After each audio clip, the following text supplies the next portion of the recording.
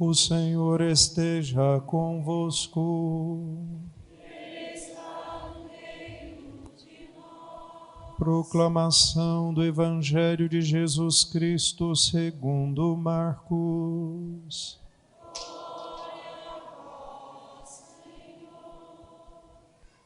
Naquele tempo, Jesus saiu de Jericó junto com seus discípulos e uma grande multidão. O filho de Timeu, Bartimeu, cego e mendigo, estava sentado à beira do caminho. Quando ouviu dizer que Jesus, o Nazareno, estava passando, começou a gritar: Jesus, filho de Davi, tem piedade de mim. Muitos o repreendiam para que se calasse, mas ele gritava mais ainda: Filho de Davi, tem piedade de mim. Então Jesus parou e disse: Chamai-o. Eles o chamaram e disseram: Coragem, levanta-te, Jesus te chama. O cego jogou o manto, deu um pulo e foi até Jesus. Então Jesus lhe perguntou: O que queres que eu te faça? O cego respondeu: Mestre, que eu veja. Jesus disse: Vai, a tua fé te curou. No mesmo instante ele recuperou a vista e seguia Jesus pelo caminho. Palavra da salvação.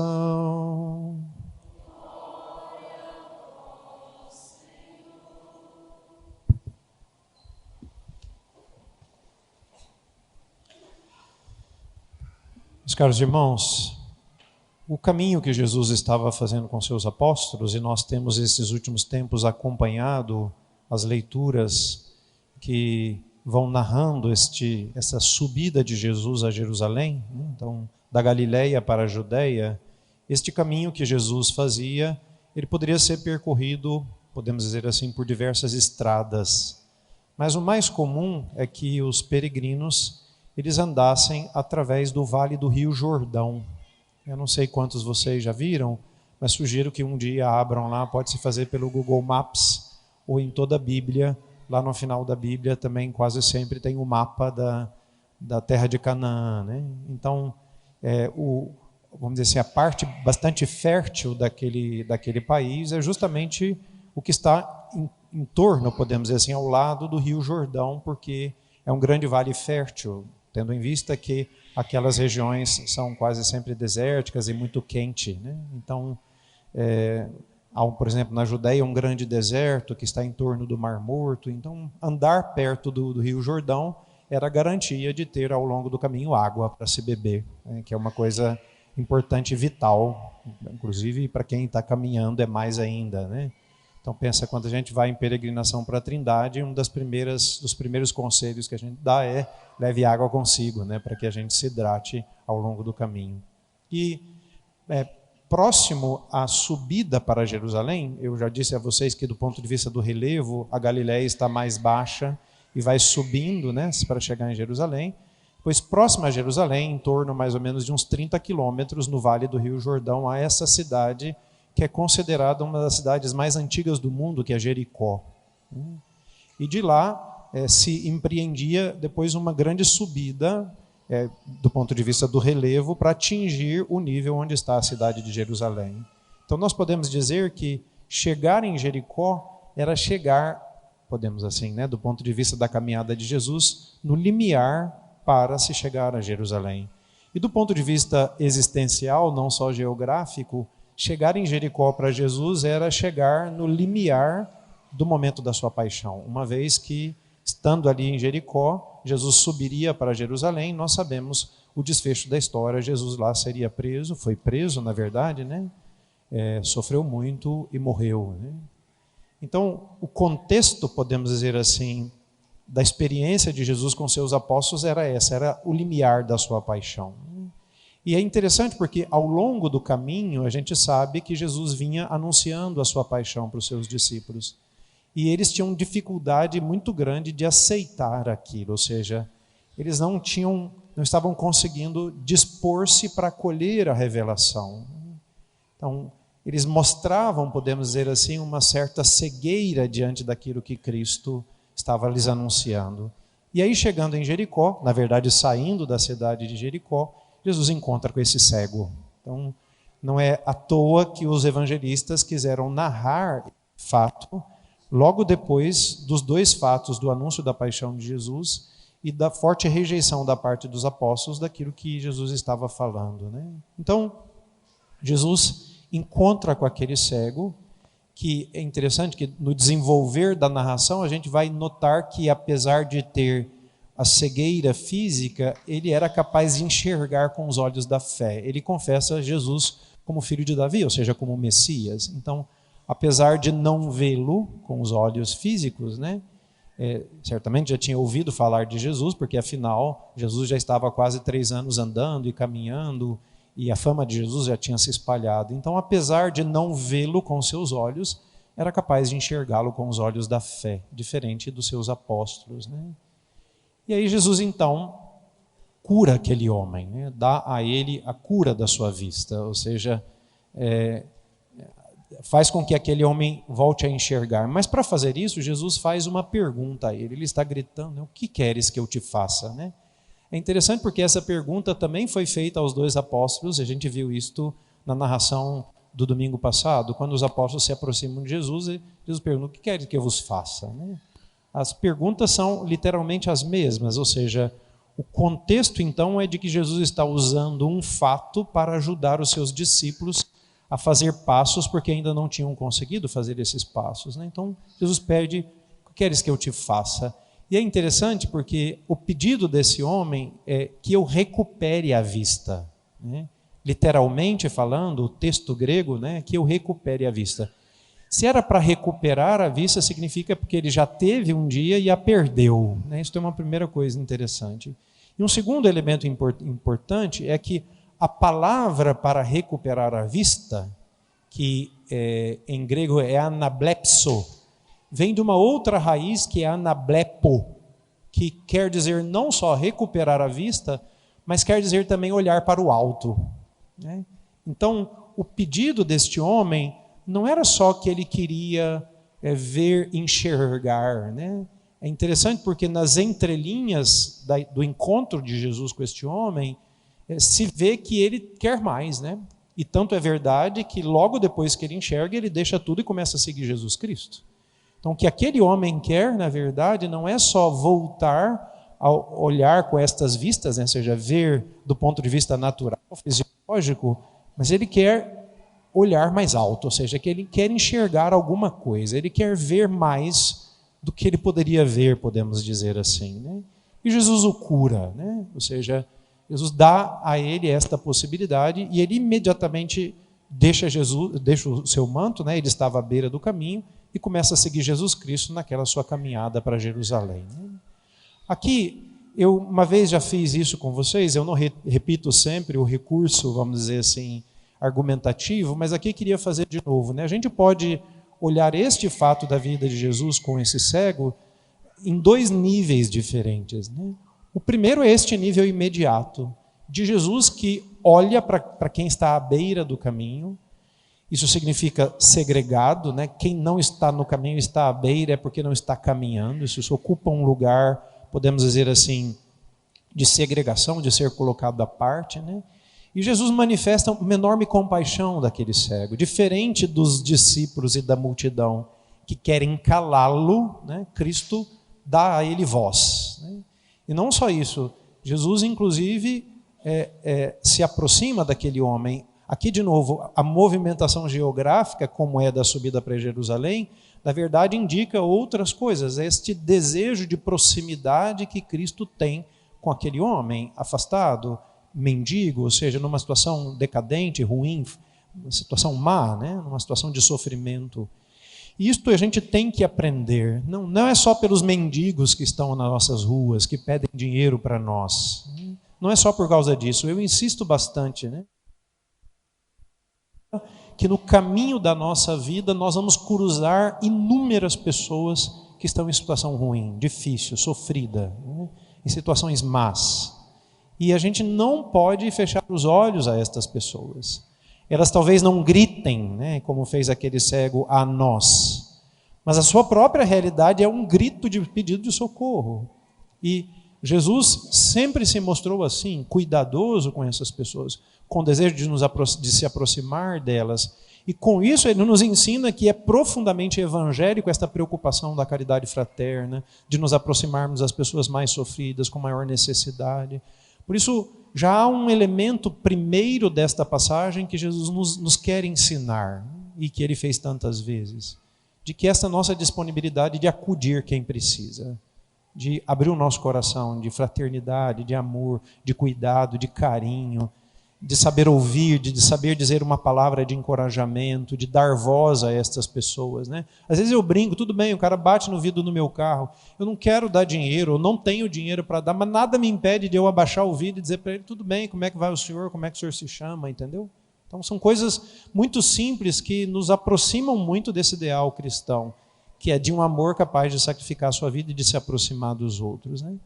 Mas há um segundo nível que às vezes não aparece tanto se a gente não sabe ler o Evangelho, sobretudo na sua continuidade, que é este nível, vamos dizer assim, do discipulado. Jesus está sendo seguido por uma multidão, ou seja, em tese são seus discípulos, mas ele vê que o que está acontecendo com aqueles discípulos não vai bem, eles rejeitam a sua paixão, enquanto Jesus está falando de dar a sua vida, eles estão cegos, na verdade, querendo ter poder, eu quero que um sente do lado, outro do outro, né? E aí ele se encontra com esse cego que, ao invés de pedir poder, né, ao invés de pedir um lugar especial no seu reino, ele pede para ver as coisas do alto. Ou seja, ele quer enxergar mais profundamente, ele quer olhar a vida de uma coisa. E por isso quer recuperar a sua vista. Não só a vista, como eu já disse, né, natural, né, mas quer recuperar essa sua capacidade de enxergar a vida de uma outra maneira. E daqui, então, a gente tira duas, vamos dizer assim, consequências que eu acho muito importante para a nossa vida de hoje, né? Além daquela que eu já falei, que é do nível mais imediato, podemos dizer assim, desse texto, que é da proximidade das pessoas com necessidade. Em primeiro lugar, nós precisamos recuperar a capacidade de enxergar, né? Eu não vou poder explicar isso aqui, gastaria muito tempo na homilia, o que não é o escopo também da homilia, mas se a gente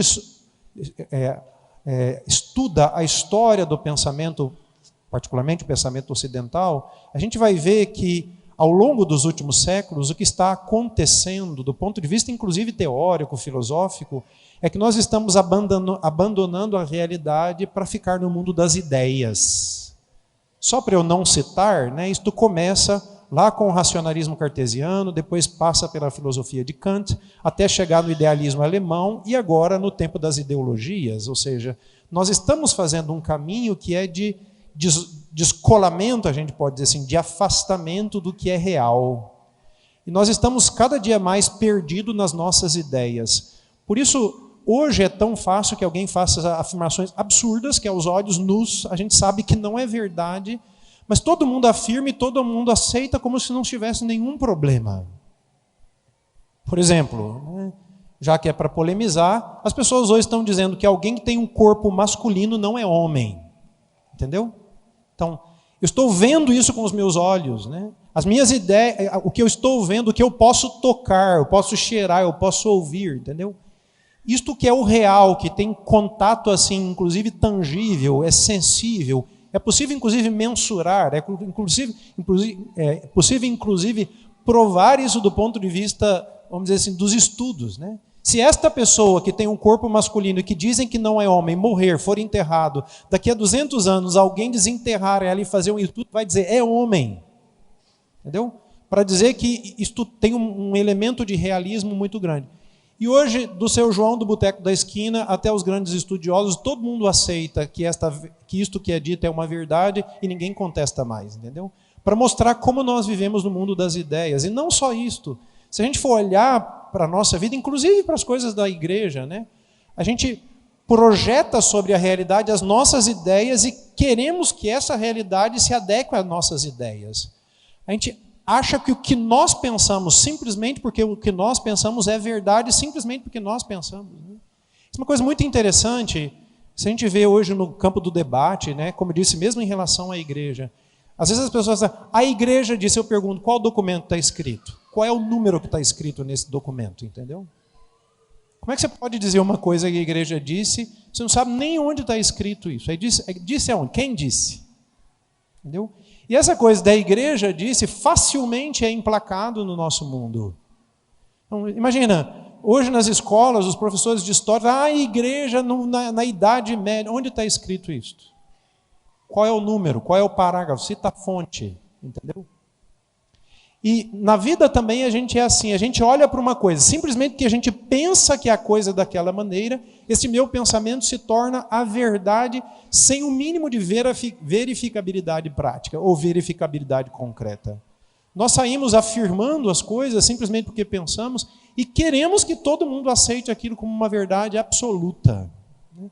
E quando alguém nos contradiz, você tem a sua verdade, eu tenho a minha. Né? Então, tudo bem, vou te tratar como um camundongo. Não pode. Não, é minha verdade. Qual é o problema? Entendeu? Então a gente vive nesse mundo das ideias e é muito importante que a gente volte à realidade. Volte a pôr os pés no chão. Né? Por isso que o celular faz tão mal a nós, porque a gente vive no mundo do Instagram, no mundo do falso, no mundo do Photoshop, no mundo do construído, no mundo das coisas. Hoje, se você vê um vídeo no Instagram, antigamente, vídeo engraçado era vídeo filmado numa câmera de segurança que o cara não estava sabendo filmado. Hoje todo mundo constrói, inclusive, os próprios vídeos para fazer graça e ganhar like e dinheiro no Instagram e no YouTube, entendeu?